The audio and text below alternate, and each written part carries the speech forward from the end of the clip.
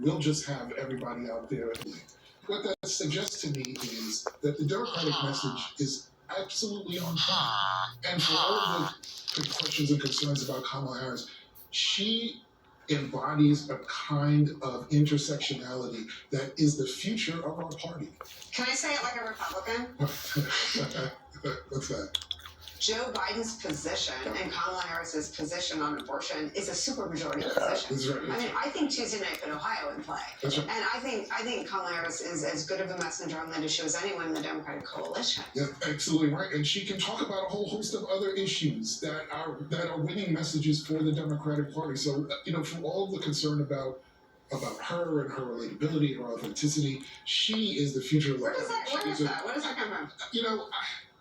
My gut is that it's part race, part misogyny, but also, if you think about her background, she was a prosecutor for pretty much her career. 95% of prosecutors in this country are white. So if you are a prosecutor, for example, who has to talk about being tough on crime, but also sensitive to criminality, it's a very fine line that you have to walk. And I think she spent a good chunk of her career doing that. But now she's in a position where she can't necessarily go out ahead of Joe Biden. But if we look at the campaign ad for the reelect that the Biden team put out, she was pretty prominent in it, which suggests to me that if Biden's not going to be the face, she will be the face, and she should be. I mean, Joe Biden and Kamala Harris's position on abortion wins in Kentucky, it wins in Ohio, it wins in Kansas, it wins in North Carolina.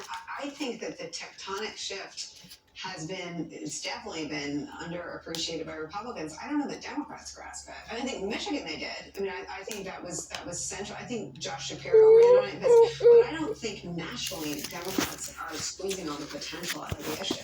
I think we're going to see that, though, and I think I have democracy to that as well. The fact that, again, the choice in the presidential race is likely going to come down to will we have a democracy in the future or not. If it is as predicted, Trump versus Biden, again, and so we have to, I think all of us as candidates or leaders make that clear to the American voters, and if we can collectively and continuously do that, just as frankly we've done in 2020 and 2022, then we'll see voters side with protecting their fundamental rights and freedom and protecting our democracy. It's pretty amazing. It's. I mean, I feel like we all wrap ourselves around the threads. It's a pretty incredible sort of beacon of hope that voters get all these things, and voters get the intersection of choice and democracy and voter suppression and all of that. It really is. Yeah, I would say that's the ray of light that breaks through all the confusion, everything we've seen. The ray of light is our democracy's actually gotten stronger. Yeah, voters get it. And I would just say very quickly, listening to Senator Scott yesterday trying to make a distinction between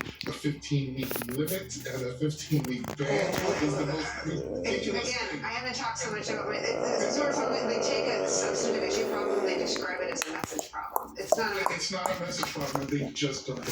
Correct. And they never will. Okay. Up next for us, news this afternoon out of Capitol Hill about the 2024 elections. We'll tell you about it. Sofa? Yep.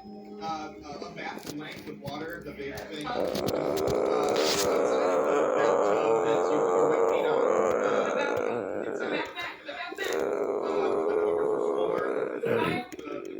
The dirty blanket or like the fields. These are the double layer sleeping. What was that? Hey, man, Gail, when you die, they put you under the ground. Alright, it's 7 to 8. You got a tight band going. Alright, Carol, Michelle, what is your final subject? Autocorrect stunts. Autocorrect stunts. Yeah. We're winning a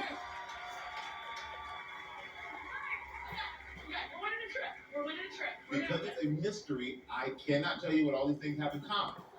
But if you get all 7 right in 30 seconds, you're going to win a trip to Antigua. Yeah! Okay, that's what I'm saying. Ready? Go. You put this in the wine, play. Stop. What do you take out?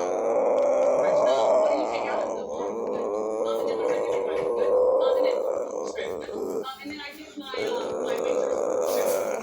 I use my 6-pack. And then I dig a.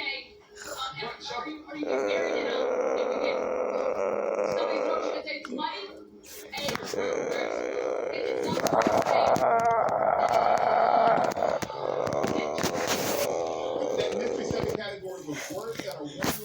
away from being naughty. Gail and Nick, you're up. There's one subject left on the board. That subject is stranger fling. We'll do that one. This is like between an audience and audience. This is like Pyramid After Dark. He did ask me if I wanted to go on a trip with him. I said yes. Yeah. You know, y'all have turned this into like Chuck Little dating game. All right, Nick. Describe to Gail these strange places to have sex. Gail is overly excited over here. I felt funny saying it, but then I looked over there and it wasn't even funny. I was like, yeah.